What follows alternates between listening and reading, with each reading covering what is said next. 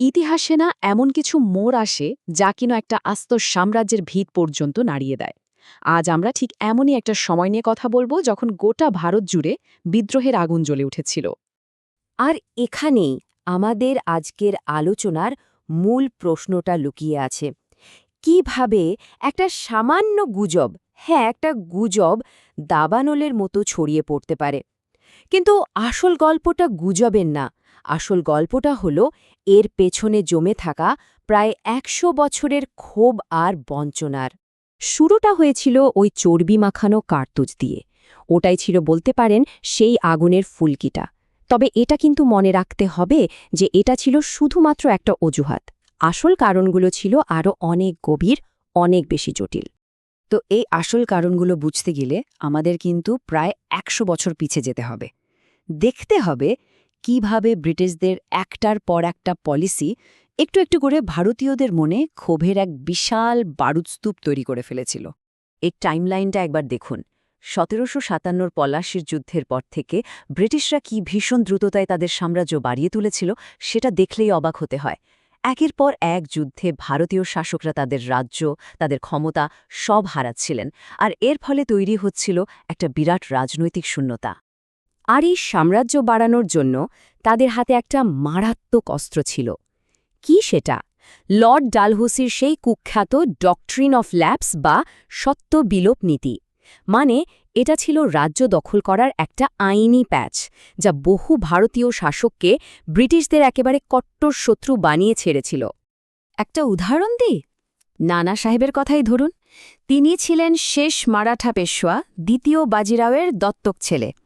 ব্রিটিশরা তার বাবার পেনশনটা তাকে দিতে পরিষ্কার না বলে দেয়। ভাবুন তো, এটাকে তিনি শুধু টাকার অপমান হিসেবে দেখেননি, দেখেছিলেন নিজের সম্মান আর ঐতিহ্যের ওপর সরাসরি আক্রমণ হিসেবে। আর এই ঘটনায় তাকে বিদ্রোহীদের অন্যতম প্রধান নেতা বানিয়ে তোলে। ঠিক একই ধরনের অবিচারের মুখে পড়েছিলেন আরেকজন, ঝাঁসির রানী লক্ষ্মীবাঈ। তার রাজ্যটাও কেড়ে নেওয়া হলো, তার দত্তক ছেলের অধিকারও মানা হলো না। আর এই অপমানটাই তাকে ব্রিটিশদের বিরুদ্ধে এক অদম্য যোদ্ধা, এক জীবন্ত কিংবদন্তি বানিয়ে তুলেছিল। তো একদিকে ছিল এই রাজনৈতিক কারণগুলো, কিন্তু এর সাথে সাথে সাধারণ মানুষের মনে কিন্তু তাদের সমাজ আর ধর্ম নিয়েও একটা গভীর ভয় ঢুকে গিয়েছিল।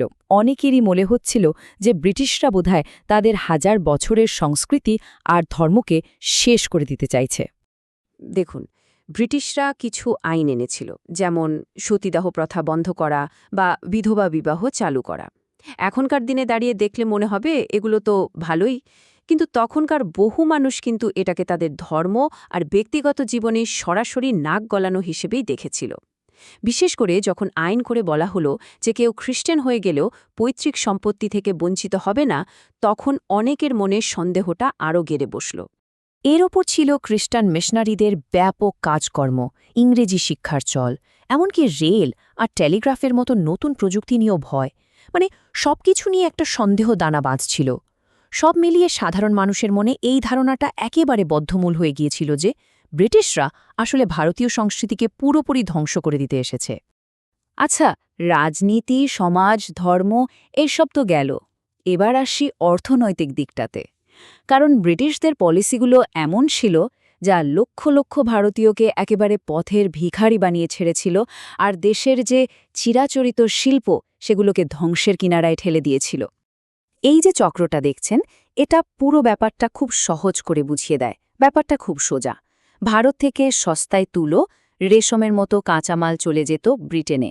সেখানকার কারখানায় সেই দিয়ে তৈরি হতো দামি জিনিস, আর সেই জিনিসই আবার জাহাজে করে এসে বিক্রি হতো ভারতের বাজারে, তাও আবার চড়া দামে। ফলাফল, ভারতের নিজের তাঁতি, নিজের কারিগর সব ধ্বংস, আর দেশের সমস্ত টাকা, সমস্ত সম্পদ সোজা চলে যাচ্ছে ব্রিটেনে। শুধু এটাই নয়, ইনাম কমিশন বসিয়ে প্রায় ২০,০০০ জমিদারি কেড়ে নেওয়া হয়েছিল। ফলে দেশের যে পুরনো অভিজাত শ্রেণী, যারা একসময় ক্ষমতা আর সম্মানের অধিকারী ছিল, তারা রাতারাতি সবকিছু হারিয়ে ব্রিটিশদের ঘোর বিরোধী হয়ে উঠল। এতক্ষণ তো আমরা রাজা, জমিদার আর সাধারণ মানুষের কথা বললাম, কিন্তু বিদ্রোহের আগুনটা প্রথম জ্বলেছিল যাদের হাতে, তারা হলো সিপাহীরা। চলুন এবার দেখি ব্রিটিশ সেনাবাহিনীর মেরুদণ্ড হয়েও কেন তাদের ধৈর্যের বাঁধটা শেষ পর্যন্ত ভেঙে গিয়েছিল। প্রথমেই দেখুন বেতনের তফাতটা, একেবারে আকাশ পাতাল ফারাক। একজন ব্রিটিশ সৈন্য যা মাইনে পেত, একজন ভারতীয় সিপাহী পেত তার প্রায় ৮ ভাগের ১ ভাগ। ভাবুন, একই ডিউটি, একই ঝুঁকি, অথচ বেতনের এত তফাত। এই বৈষম্যটা সিপাহীদের মনে প্রচণ্ড ক্ষোভ আর অপমানের জন্ম দিয়েছিল।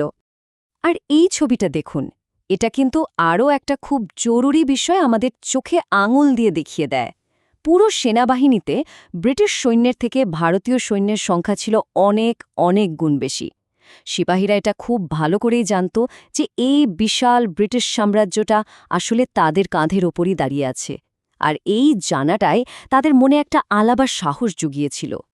এর সাথে আরও অনেক কিছু ছিল, যেমন কোনো ভারতীয় সিপাহী কোনোদিন সুবেদারের ওপরে উঠতে পারত না।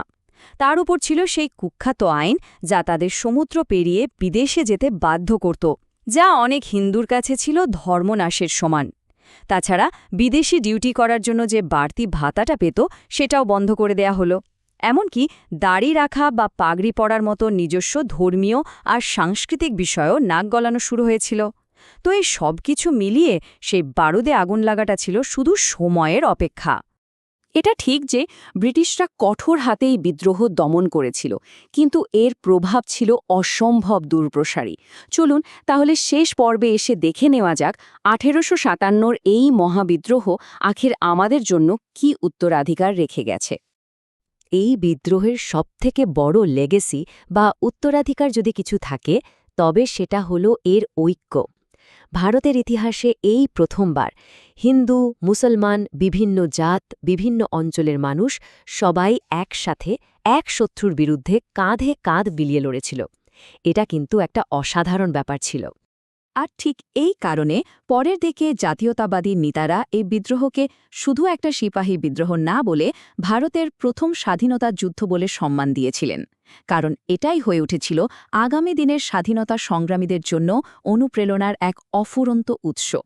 তাহলে শেষ প্রশ্নটা এখানেই এসে দাঁড়ায়, একটা বিদ্রোহ যা আপাতদৃষ্টিতে ব্যর্থ হয়েছিল, সেটা কিভাবে একটা গোটা জাতির স্বাধীনতার স্বপ্নকে নতুন করে জাগিয়ে তুলতে পারে, কিভাবে প্রজন্মের পর প্রজন্মকে অনুপ্রাণিত করতে পারে? এর উত্তরটা হয়তো ইতিহাস থেকে আমাদের নেওয়া শিক্ষার মধ্যেই লুকিয়ে আছে।